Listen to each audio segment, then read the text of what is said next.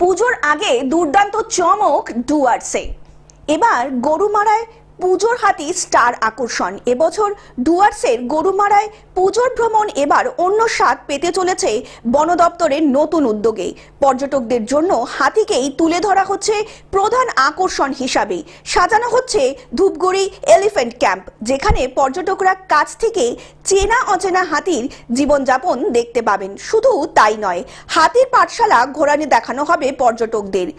তো ভারতবর্ষের বিভিন্ন প্রান্তে ঘুরে বেরিয়েছি, বিশেষ করে কেরালা, যেখানে হাতিকে নিয়ে পর্যটন কেন্দ্র ভীষণভাবে ফুলে ফেটে উঠেছে আর কি।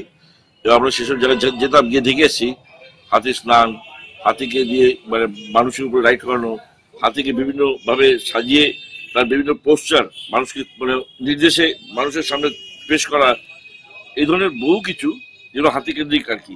ফলে আমার মনে হয় যে কলকাতা থেকে বা ভারতবর্ষের যেসব প্রান্ত থেকে লোক এখানে আসবে, তারা আমার বিশ্বাস এই হাতিকে নিয়ে যদি আমাদের পশ্চিমবঙ্গ সরকার বা উত্তরবঙ্গ বন দপ্তর কিছু ভেবে থাকে, সেটা সাফল্য পাবে। হাতি শাবক কিভাবে কুঞ্চি হয়ে ওঠে প্রশিক্ষণে, সেই সবও দেখানো হবে। বন কর্মীরা কি ভাষায় তাদের সঙ্গে কথা বলেন, কিংবা পিলখানায় ফেরার পর কুন্টিদের সাজিয়ে তোলার খুঁটিনাটি সবই এবার চাক্ষুষ করা যাবে। প্রতিম সেন জানান, হাতিকে কেন্দ্র করেই আমরা পুজোর প্যাকেজ সাজাচ্ছি।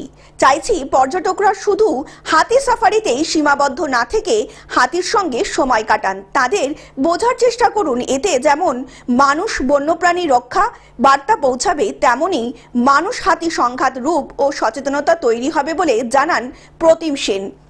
আমাদের একটা ধূপঝোড়ার মধ্যে একটা এলিফ্যান্ট ট্যুরিজম হাব মতো গড়ে উঠেছে, এটা আপনি বলতে পারেন। তো ওখানে ইকো ট্যুরিজম কটেজেস আছে, যেগুলো fully powered by solar powered. যেহেতু এখানের মধ্যে আপনি একটা লাইট পলিউশনের থেকে আলাদা একটা উপভোগ ট্যুরিস্টরা করতে পারবেন। এর বাইরে আমাদের পানঝোড়া উইল্ডারনেস কটেজ আছে, যেটা একটা চাপড়ামারি ওয়াইল্ড লাইফ স্যাংচুয়ারির সাথে অ্যাডজয়নিং।